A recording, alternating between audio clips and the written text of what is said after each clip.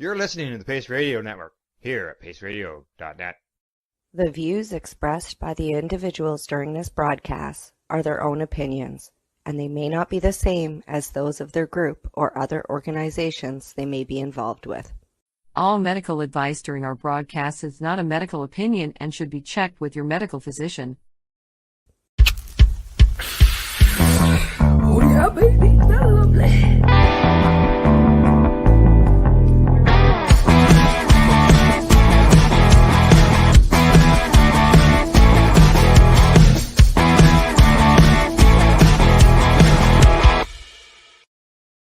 Good morning. It's April the 25th, and welcome from the Legacy420.com news desk. Welcome to Psychedelics and Cannabis Education and News, found here at paceradio.net. Good morning, Glenn. How you doing? Good morning. I'm doing great this morning.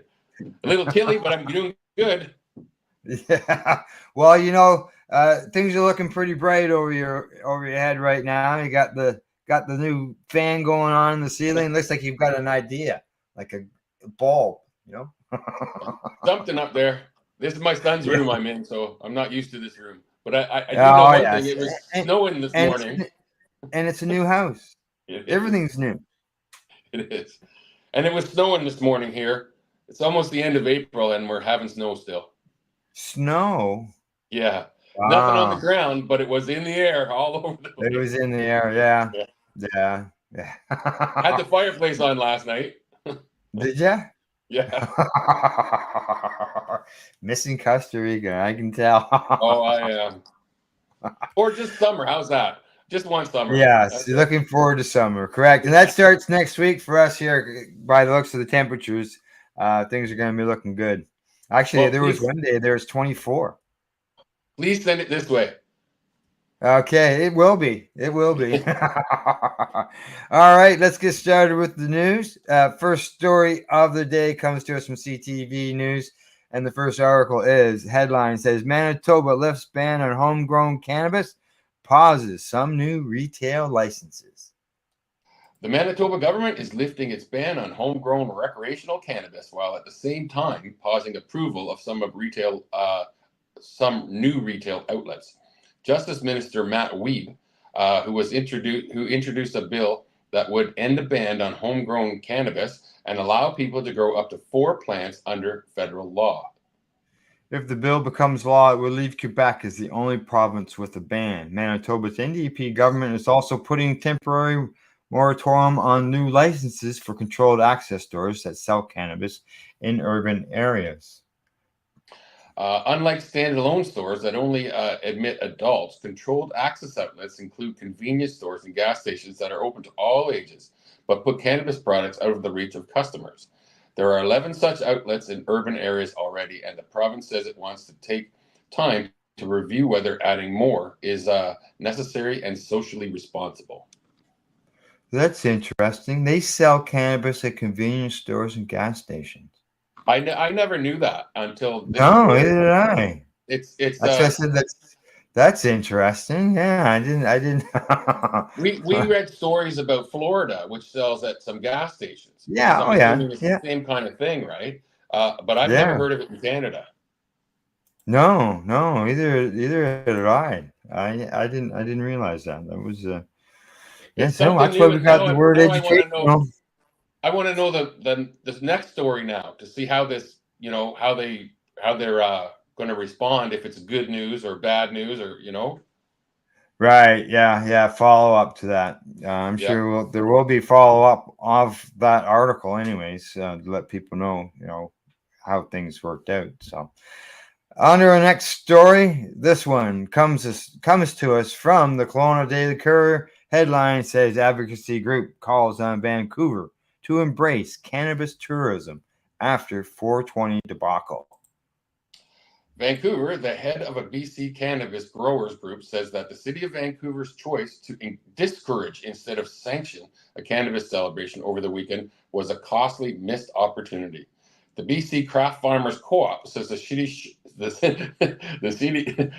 should rethink its approach to a 420 celebrations and sanction what could be an international cannabis tourism event. Yeah, exactly. Co-op president Tara Kirkpatrick says the city erected barriers around Sunset Beach and had police target vendors at the unsanctioned celebration over the weekend instead of authorizing a professionally run special event similar to the annual Pride Parade. The previous celebrations in Vancouver on April 20th, considered the day to celebrate smoking cannabis, has drawn tens of thousands of people, caused traffic gridlock, and expensive damage to city parks. However, Kirkpatrick says such an event could generate millions in tourism revenue for the province, which could cash in on BC's rich cannabis culture and reputation as a place with legendary craft cannabis farmers. Vancouver's Parks Board had temporary fences put up and closed washrooms and parking lots on Sunday as a way to mitigate what it said was a non-sanctioned cannabis protest event. The group says Vancouver could have followed the footsteps of the city of Prince George, which held a permitted cannabis summit over the weekend attended by thousands, including the city's mayor. That's right. What a difference. I saw that other article. Just down the street, it's perfectly fine, but it's so weird. Yeah. I saw the article on the Prince George thing and how everything went well there. So it went well. Yeah. From what I had read on it. So that what do you do? Hopefully they, like hopefully they turn it into. Sorry. What's that?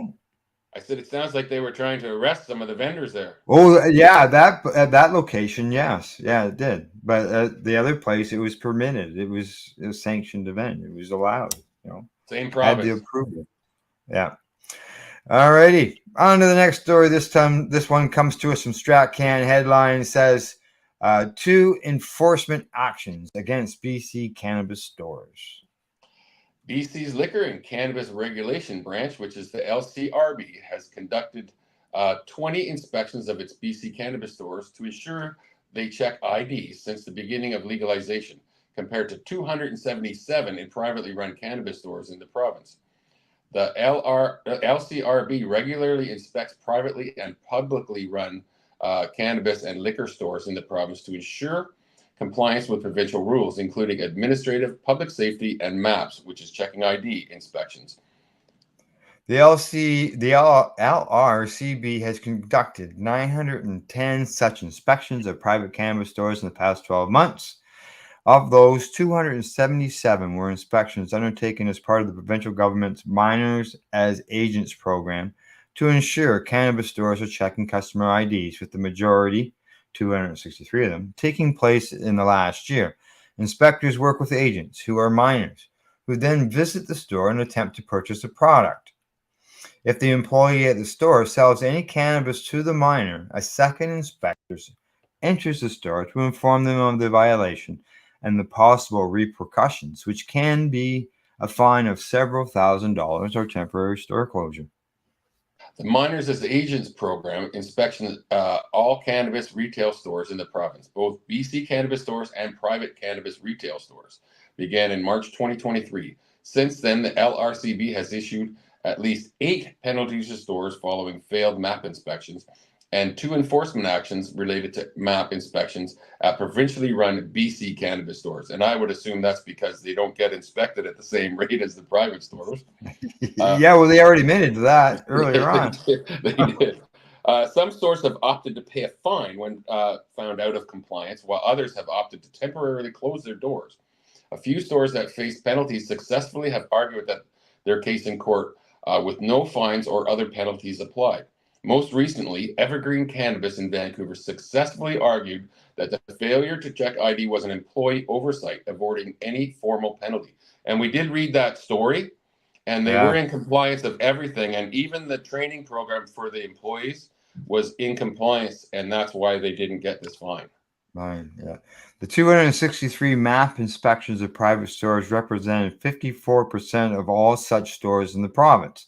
There are 34 government-run BC cannabis stores. The LRCB has taken enforcement action against 2 public stores that failed inspection, while the results of enforcement action for a MAP visit to a private cannabis store are shared online. Such information is not posted for a What? BC cannabis store that face similar penalties for failing to check for ID. Well, why Why? not?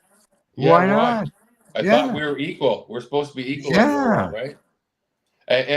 And I wonder, because there's 470 stores and 34 government stores. The government stores have been found out of compliance twice, and the other ones have been found out. How many times did they say? eight, Eight. 8 times. Eight times total. So that's 6 times for 470 stores, and twice for a company that has 34 stores. The Yeah. 34 store is way out of compliance compared to the private stores. Yeah, as far as the number of, yeah, I understand what you're getting at. Okay, go ahead.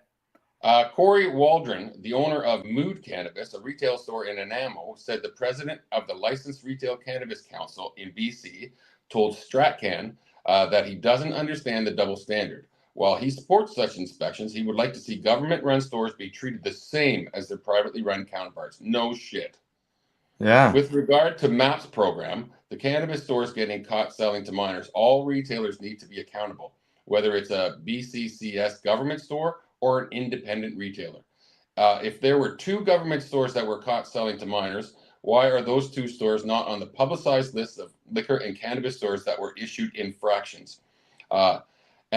And what were the results of the hearings? Were they fined $7,000? Did they shut down their stores for 1 week? Did they even have a hearing? I highly doubt they did any of those. I doubt they even had a hearing.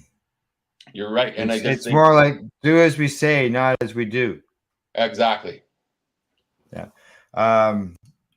Now he adds that there are important questions because as a retailer, where the government store is a competitor and also our supplier, transparency in a level playing field is important.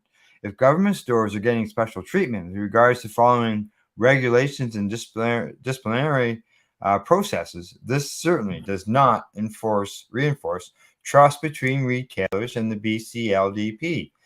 Jacqueline Pawada, executive director of the LRCCBC, adds that such a high level of compliance for private stores is a positive sign and something retailers should be proud of, while echoing Waldron's call for a level playing field when it comes to enforcement. And Jeff Guinard, the executive director of ABLE BC, which represents cannabis and alcohol retailers in the province, says that the rates for inspections of BC cannabis stores, while lower than private stores, is still a fair approach given there are also fewer BC cannabis stores in the province. BC cannabis industry works very hard to have the right policies, procedures, and training in place to keep cannabis out of the hands of minors, says Guinard in an email to StratCan.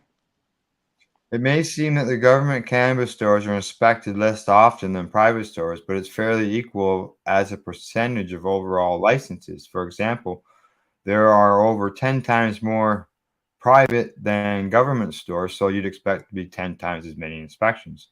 And yeah, you would. But as you said, the number of failures, those percentages by the number of stores, seems to be higher with the government-run stores. BC's way higher, and we already know that one of those 6, the courts found they weren't guilty of it.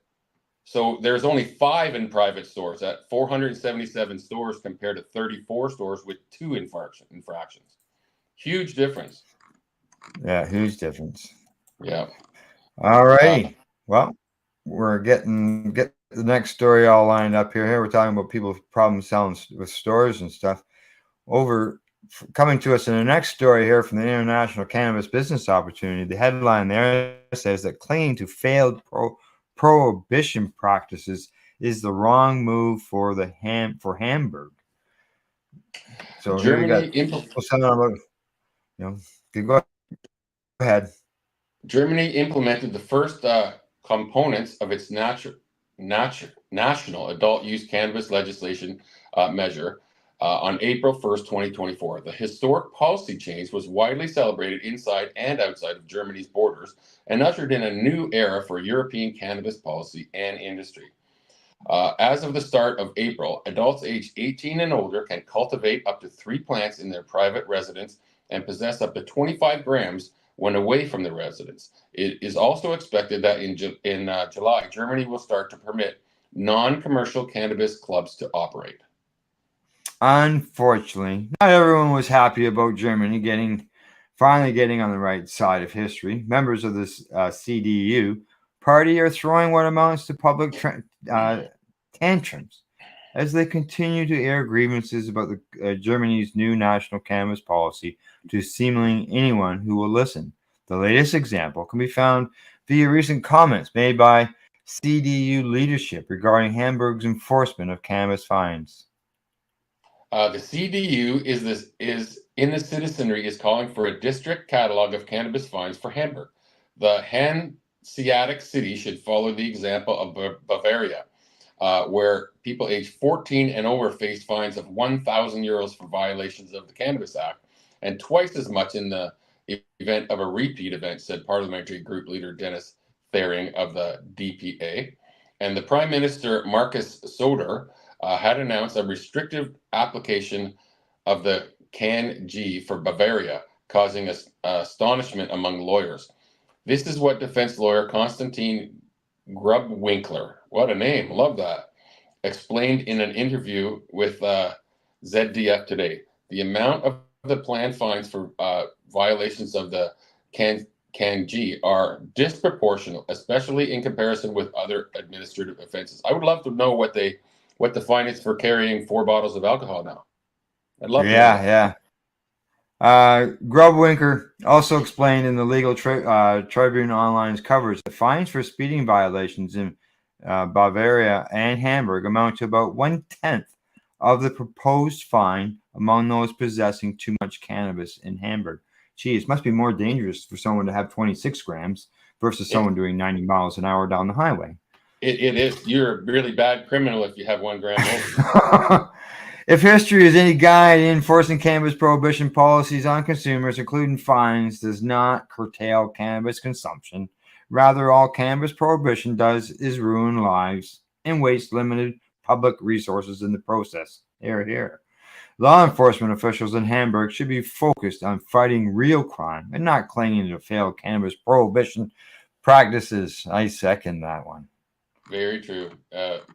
Crazy. And we experienced the same kind of thing in Canada. I mean, our laws and penalties for going over the cannabis legal limits or anything else are like 1,000 times what they are for alcohol. So if there is even any penalty for alcohol. More, yeah. Well, do you get charged for having too much alcohol? I've never heard of that, except for when you come across the border. I don't know of any. Yeah. The number, yeah, correct, exactly. Like if you got pulled over and you had 6 cases of beer in your vehicle, if they're in the trunk, you're fine. But if you had 50 grams of cannabis in your trunk, you're breaking the law. Yeah, you go to jail. And things just don't makes no sense. This is why we gotta keep speaking up, right? I think eventually we'll get there. We'll get into more of that after this next story. What's that? I think eventually we'll get there. Eventually. It just takes a long time. All right, last story before we go to the break. Yeah. Last story before we go to break. This one comes to us from the Dales Report. Headline says psychedelic study. LSD microdosing improves sleep. Wow. Who would have thought that? I never heard of that. I mean, I haven't done it in probably 40 years or somewhere around there. It never made me sleep. The TDR. No, it improves. Three key takeaways regarding psychedelic studies and LSD microdosing. Number 1, LSD microdosing highlighted as a promising sleep enhancer in a new study. Experimental evidence points to LSD improving overall sleep quality. And number 3, LSD studies reveal potential applications beyond mental health.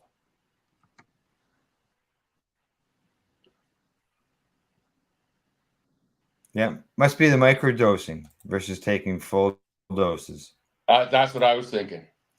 This week, a psychedelic study released in Yeah, that's what I'm thinking too. This week's a psychedelic study released in Translational Psychiatry continues to highlight the potential benefits of psychedelic medicine, especially in unconventional areas such as sleep enhancement. The study emphasizes the advantages of microdosing LSD, not only for mental health, but also for improving sleep patterns.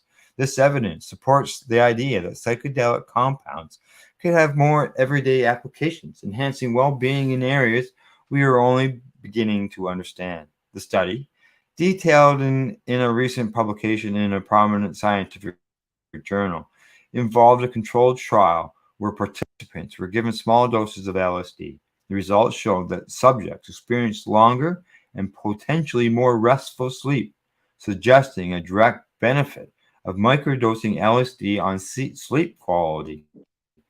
This is in line with the broader view that psychedelic substances, often stigmatized due to their recreational use, have significant therapeutic potential that deserves more scientific attention.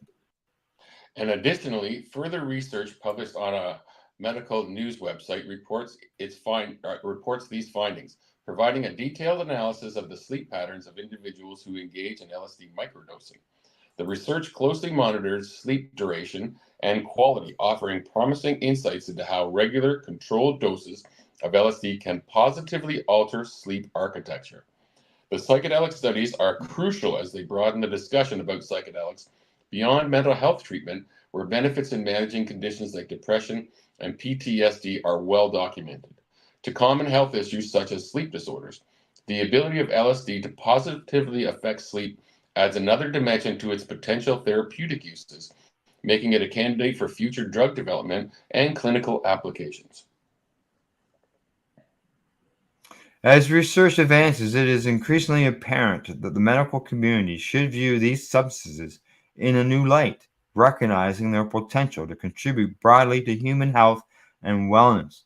The ongoing collection of scientific data supporting the benefits of psychedelics could lead to a new treatment paradigm that include these once controversial substances.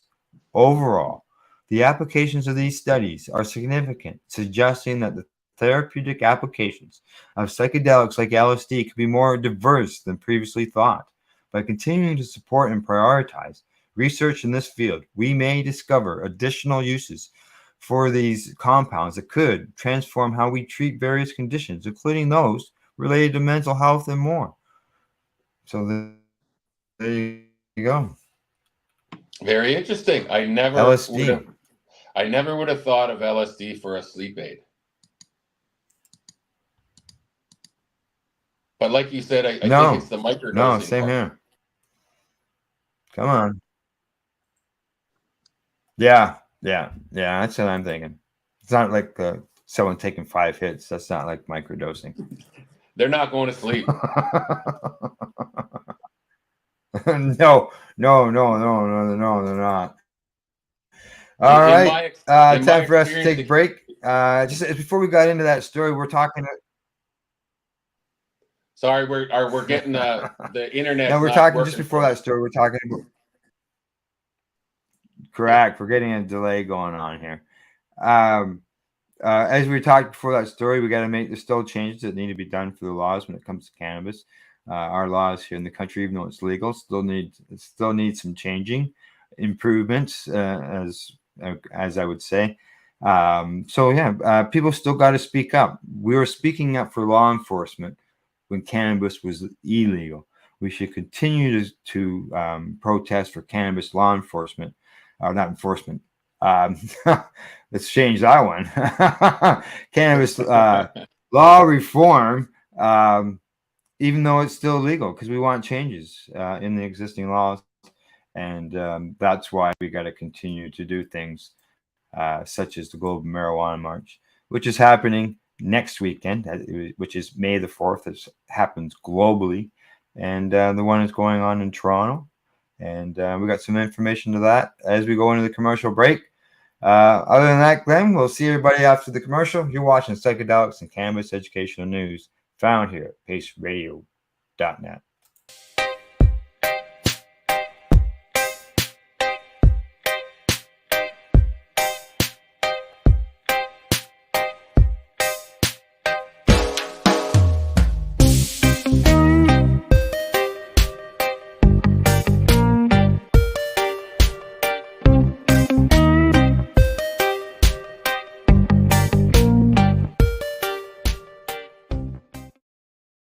You're listening to the Pace Radio Network here at paceradio.net.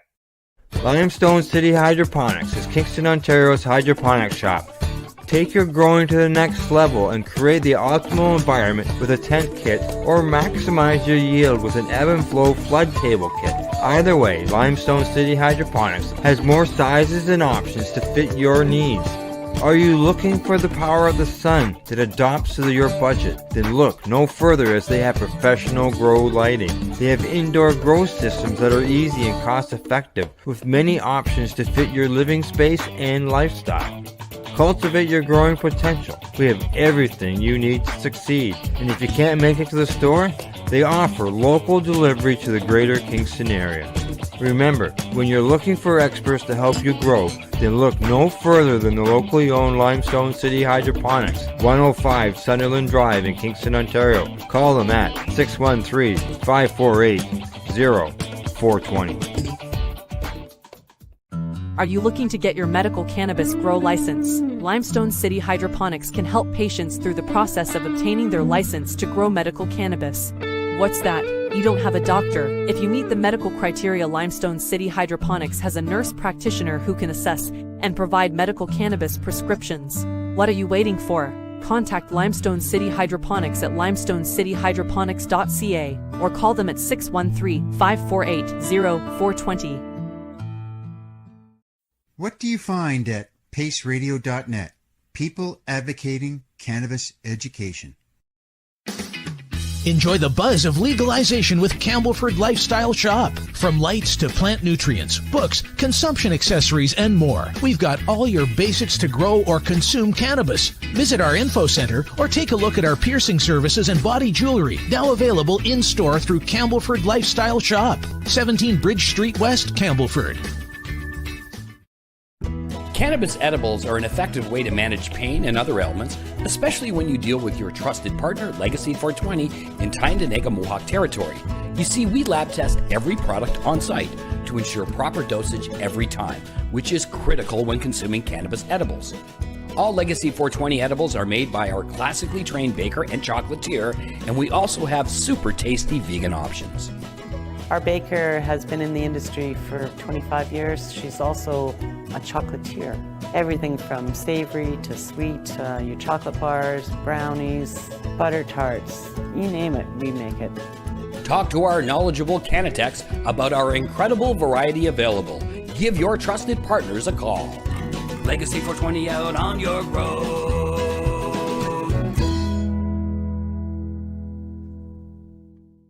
You're listening to the Pace Radio Network here at paceradio.net. And we're back for a medication session, so we can get started on our second half of the news show today. We got, 4 more stories to go. And I think this next one, it's good to see the young people getting involved and trying to make a difference. And this one comes to us from CBC News, and the headline there says that pot shop employee pushes Ontario to adopt a cannabis container return program. I'm actually surprised they didn't have this before, because the containers that, especially cannabis NB, I'm not so sure about Ontario. It's ridiculous. You get a great big huge plastic container for $1 gram if you want. It's really strange. This exact same. It's the same packaging, man. Same packaging. Shane Peters says he sees a lot of plastic cannabis containers and packaging that never make it into a recycling bin. The 21-year-old works at a cannabis shop in Huron Church Road in Windsor, Ontario. He's pushing for the Ontario Cannabis Store and Alcohol Gaming Commission of Ontario to adopt a sustainable packaging container return program similar to the one that the beer store. He says, we see quite a bit wasted, even just in my location, like out in the parking lot, like joint tubes scattered all around. I used to walk to work, and it's a 30-minute walk. And along that whole walk, there's a cannabis packages all over the place, all over the ground, just out in the grass. Well, it doesn't say much for the consumers, does it? Because it says that they're slobs. Yeah. I'm a consumer. I never leave my packages in the grass. Yeah. So just to let you know. Exactly. Health Canada sets packaging standards for recreational cannabis products, and licensed producers must adhere to them. As of April 23rd, there are 1,791 cannabis stores in Ontario that are authorized to be open according to the AGCO. A Toronto Metropolitan University study published in 2020 estimated between 5.8 million and 6.4 million kilograms of plastic cannabis packaging ended up in Canadian landfills. The OCS says some packaging can be recycled via curbside programs. In other cases, cannabis packaging may be recycled through special programs by participating licensed producers and authorized cannabis stores. This is Amanda Winto of OCS Communications. Some stores have even created their own packaging take-back programs, which will collect specific waste, such as vape cartridges and batteries. But if there's no money involved, most people will not bring them back. Yeah, and why are they leaving it up to the stores? Why doesn't the government implement a program? Yeah. Peters is also a student in the environmental studies program at the University of Windsor. He says it's very discouraging, and it being such a new industry, there was really no reason for there not to be some sort of green initiative like this put in place from legalization. That's right. Yeah. Yeah. Peters believes standardized packaging, either plastic or glass jars, that would give you a deposit you could bring back for reuse could incentivize consumers. I believe that could work, even those who don't have so much passion for the conservation aspect of it. Peters says consumers, especially returning ones, often voice their concerns about the packaging for the cannabis. I've said that since day one. Oh yeah, there's been a lot of people been complaining about that. He says there's a couple of companies that really go excessive with their packaging, but yeah, it's a lot of people complain about coffee cups. A particular brand of coffee cups always being seen in ditches or laying caught in fields or under the hedge. But to me, that's not the company. The company is not the one who's throwing it on the ground. It's the consumer. It's the person who's buying it that's doing that. And they're the ones and who are littering. if you incentivize them, I know. Yeah. I don't know about you, but I have a bag of cans, and plastic containers from juice and whatever. Right. They go back to the recycler. I got 10 cents on each one of them. Right. Yeah. Or I donate them to the Scouts or someone, and they get that money. Yeah. It's just the plastic that's used in all these containers and stuff, I believe isn't very recyclable, isn't friendly wise. So why don't they make them put it in packaging that is recyclable? Because isn't that part of this getting rid of the plastic bags and straws because it's one use only? Isn't cannabis? Let's not go into the straws. I hate those things. I don't know how many times I had an iced coffee or something when the straws just disintegrated in the drink, and the drink's not worth anything then. Can't have your coffee. I know there's a company in Ontario that makes plastic straws that are biodegradable, and they biodegrade within 2 years, but they're illegal because there is plastic in them. Even if biodegradable, it didn't matter. But those straws wouldn't give up after 20 minutes in a drink, right? And I'm sitting here with tubes. Yeah. Right. The white one, you can't recycle black plastic. I understand, there's that in place, but this is a white one. Why aren't they all in the white recyclable tubes? That's so they can be recycled. Yeah, exactly. This story goes on here. Yeah. Geez, I thought the story was over. I shut it down. No. Oh, you want me to keep going, or you want to end it? Now, if you see anything offhand there at the bottom of the story, go ahead and mention it. Other than that, we'll just move ahead. Right here. The OCS says the reason so much plastic is used in packaging instead of compostable and biodegradable materials is for production, protection, weight, compliance, user-friendliness, and recyclability. But we already have that with everything else. Cans and pop bottles and juice bottles and it's used because it's lightweight, inexpensive, and versatile, and can maintain freshness, which is fine. Just make it so it can be recycled. That's all people are asking. Right? Yeah. Okay, on to our next story. This one comes to us from Mugglehead magazine. Headline on it says DEA permits Arizona church to import ayahuasca for religious purposes. Really? You got to like their name. The Church of the Eagle and the Condor claims to be the first non-Christian church to obtain the authorization. A Phoenix church is pleased to have reached a legal settlement enabling it to import the medical psychoactive brew ayahuasca for religious and ceremonial purposes. It has had shipments of the plant-based sludge seized by American authorities on a few occasions in recent years. The Church of the Eagle and Condor says it is the first non-Christian church in the United States authorized to use the psychedelic. Also, this is the first time in history a church's right to import and share its sacrament has been secured without going to trial, the organization says. The church estimated in 2018, established in 2018, has received a religious exemption from the U.S. Controlled Substances Act. Currently, ayahuasca is classified as a Schedule I narcotic drug in the country. So they're allowing them to bring it in for religious purposes. It's funny because I remember a whole bunch of churches that were cannabis was their sacrament, and they never allowed that. Exactly. Yeah. A group of indigenous healers in the Amazon rainforest who have been using the plant brewed ceremonially for centuries inspired the church's practices. Our ceremony is rooted in the Shipibo Amazonian tradition, which has been passed down by countless generations, Joseph Tuffer, an ayahuasquero shaman, said. The CEC says it was founded on the prophecy of its two birds, which will ultimately involve the restoration of the harmony between mankind and Mother Nature.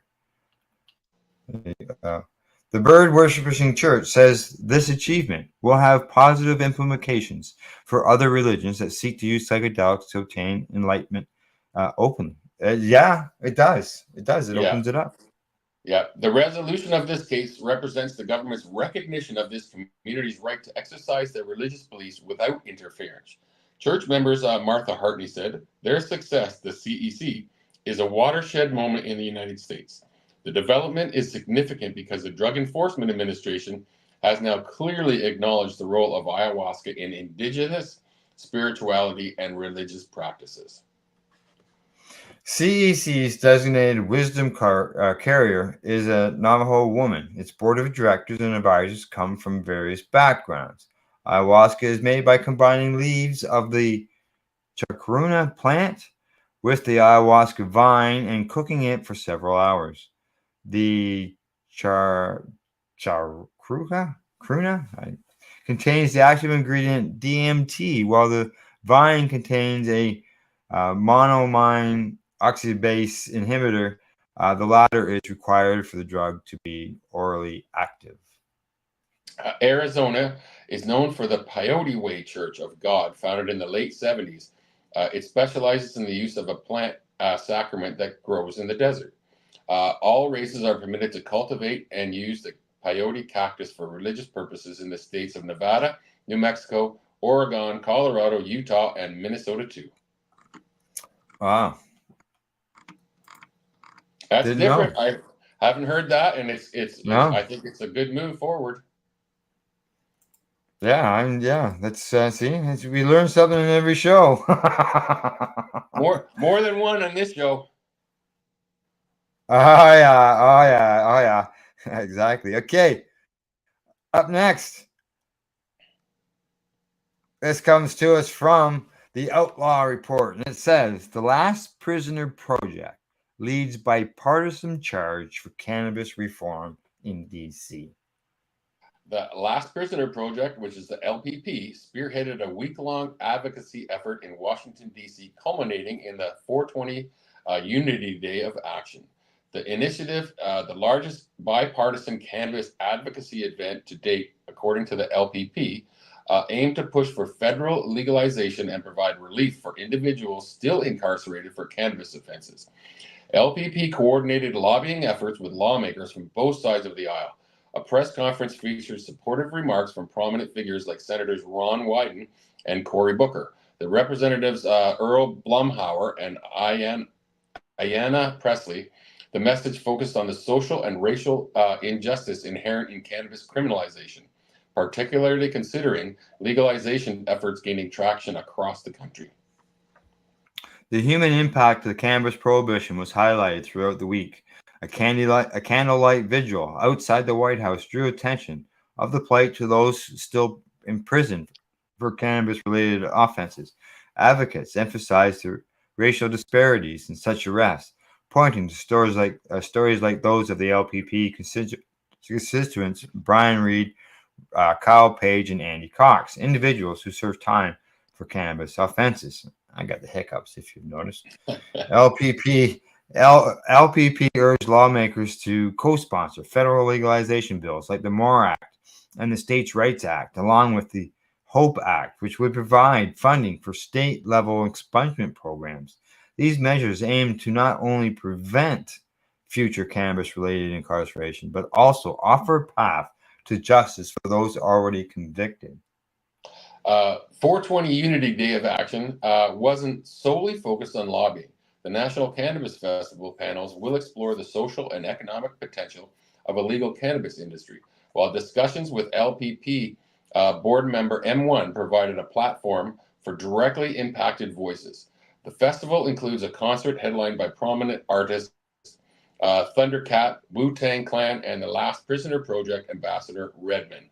While the fight for cannabis justice continues, the LPP's mobilization in D.C.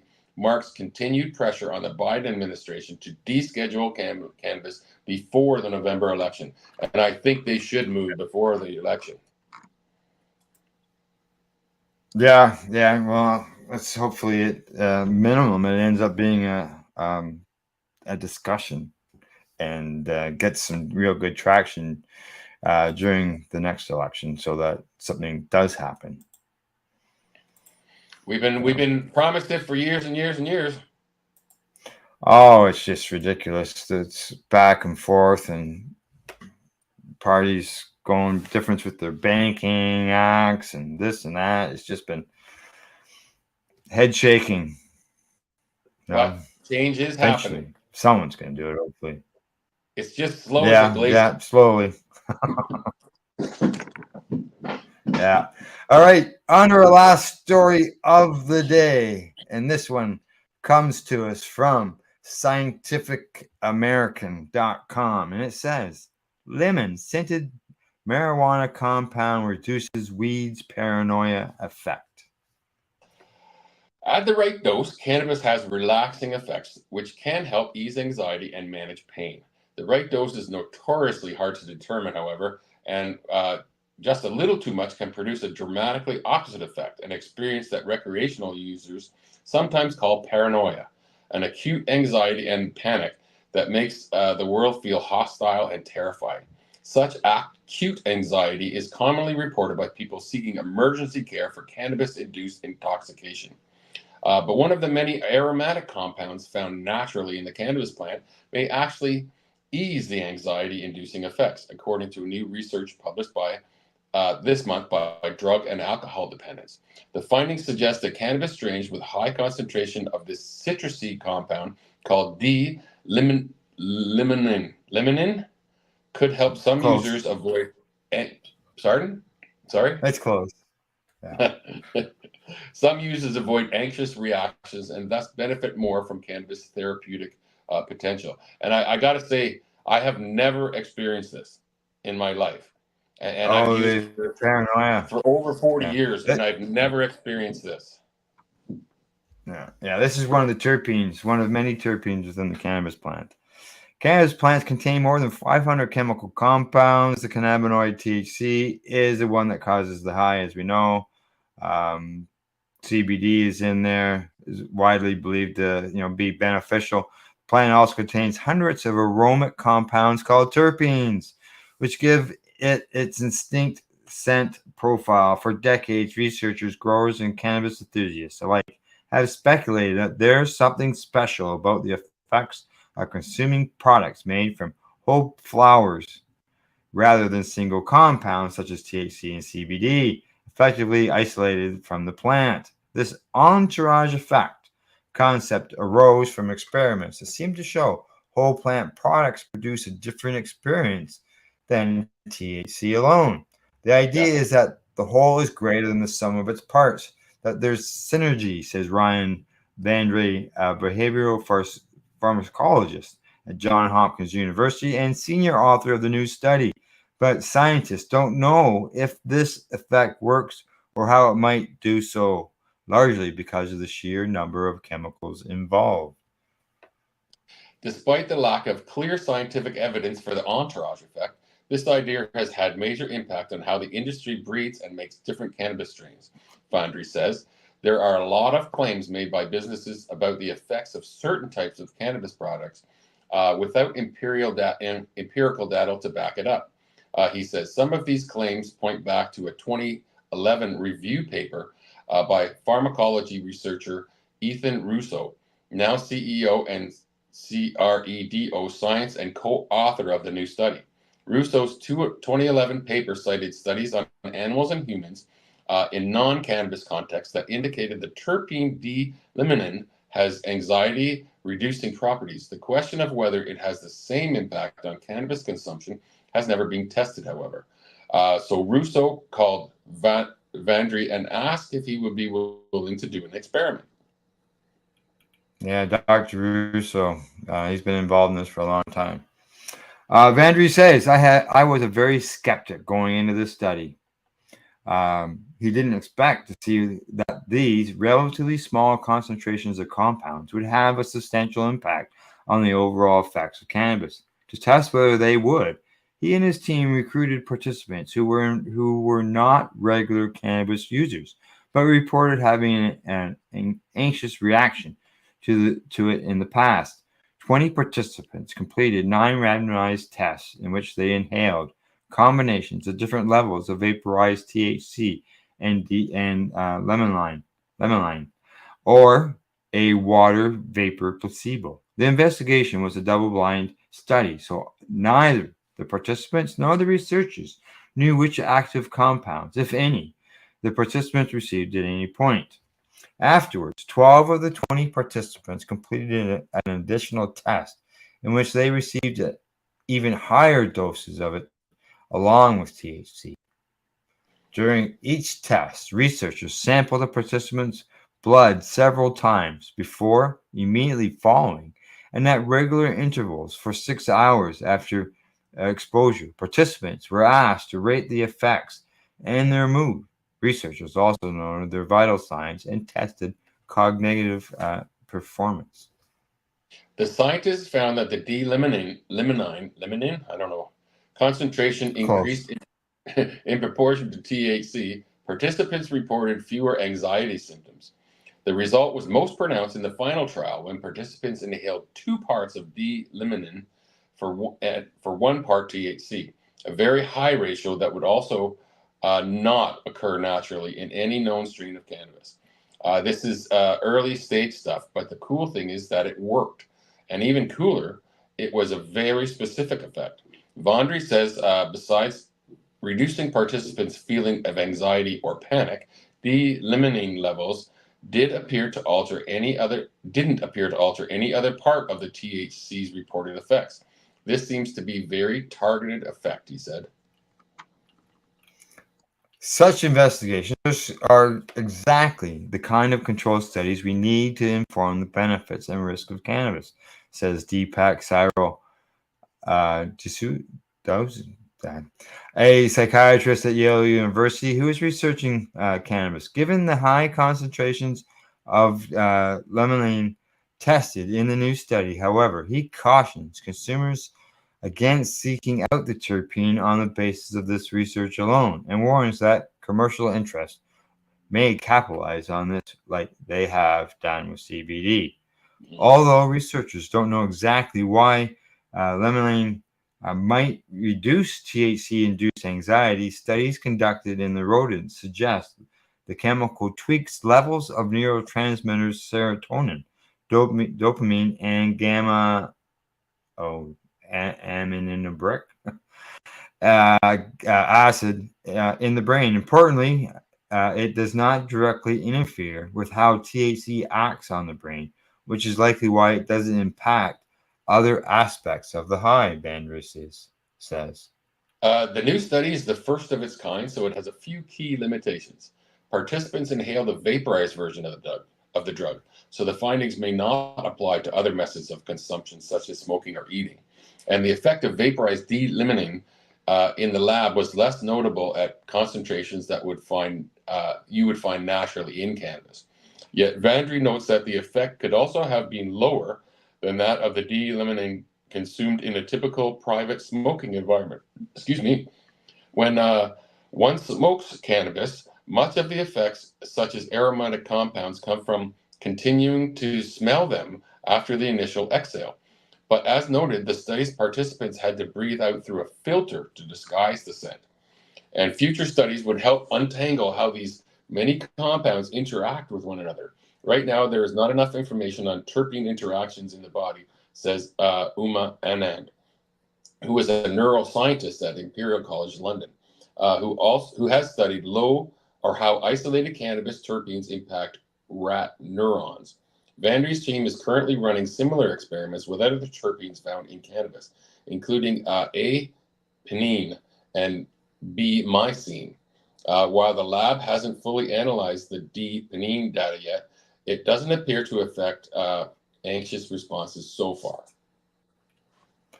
More research on the effects of terpenes could potentially credence to some common folk remedies for cannabis-induced paranoia, such as chewing on lemon peels, pine nuts, or peppercorns, all of which contain terpenes found naturally in cannabis. In fact, people have been using citrus fruits as an antidote for cannabis undesired effects, since at least the 10th century, when the remedy was employed in Persia.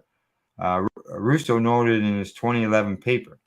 In 1848, Scottish toxicologist Sir Robert Christian documented using such an approach after he consumed cannabis for a toothache.